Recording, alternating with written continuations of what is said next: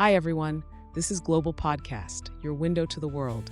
Breaking news, big ideas, your global hangout for what's happening now, and bold conversations. Wherever you are, we're bringing it to you.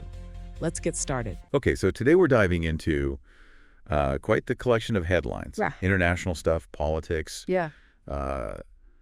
entertainment, even some like A little bit of everything. daily life stuff, right? Yeah.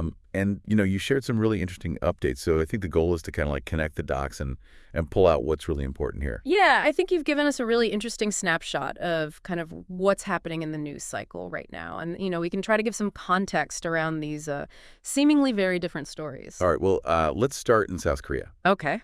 So the Constitutional Court just reinstated Prime Minister Han Duck-soo. Right. And he had been acting president since December. Wow.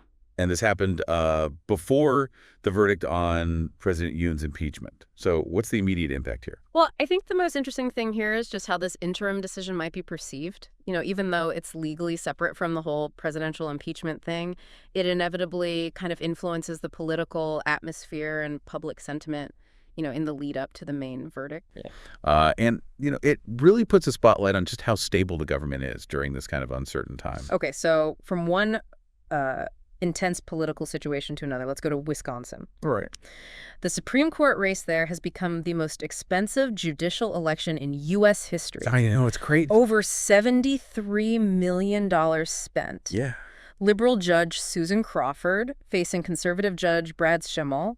And you've got significant funding from people like Elon Musk and George Soros. Big names. So why so much money in a state judicial race? Well, I think if we connect this to the bigger picture, Yeah.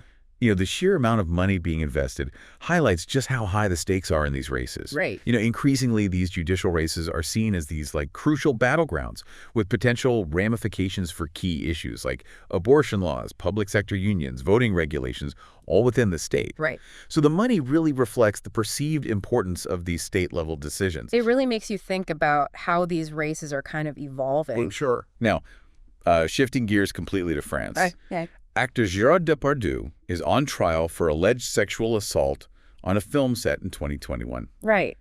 He's denied these allegations, and his lawyer maintains his innocence. Uh-huh.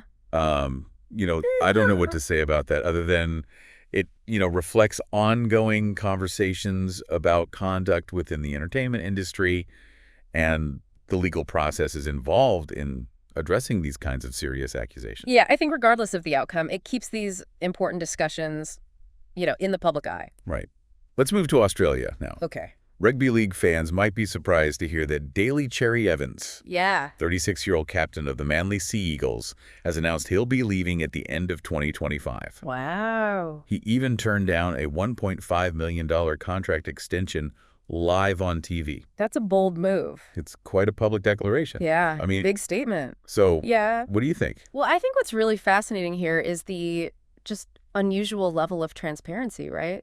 Athletes' contract decisions are often handled behind closed doors. So to have this play out so publicly really raises questions about, what kind of pressures and considerations are involved for players at this stage in their careers. Yeah, it definitely gives you a glimpse into that world. Yeah. Okay, well, on a more relatable note, Right. an Australian Reddit user shared a story about a delivery driver who didn't even attempt to deliver a package, Oh, no. claimed there was no safe place, and sent it straight to the post office. Oh, come on. Australia Post is now asking for these incidents to be reported. Interesting. I think many of us can relate to that frustration. I've definitely been there. It's so frustrating. Yeah, just the idea that they didn't even ring the doorbell or knock on the door. Yeah, you're like, I was home the whole time. Yeah, It's like, what are you talking about? yeah. But I guess it's good that they're, trying to at least get some data on this yeah, to improve like that. the system. Yeah. Okay, and finally, some local news from the San Francisco Chronicle. Okay. Journalist Anna Bowman is returning as a breaking news reporter. Nice. She's covered some pretty big stories before, and will now focus on Bay Area issues under editor Dominic Fracassa. Cool. So, in a media landscape that's constantly changing, Yeah, it is. I think the return of an experienced local journalist really underscores the continued importance of on-the-ground reporting and its value to the community. Yeah, you can't beat that local knowledge. So we went from international political shifts to, like, local delivery frustrations. She did it all. A very diverse set of stories. Yeah, it's a good reminder of just like all the different things that shape our daily lives in the global landscape. Right, so here's the final thought for you. All right. When you consider that Wisconsin Supreme Court race, Yeah.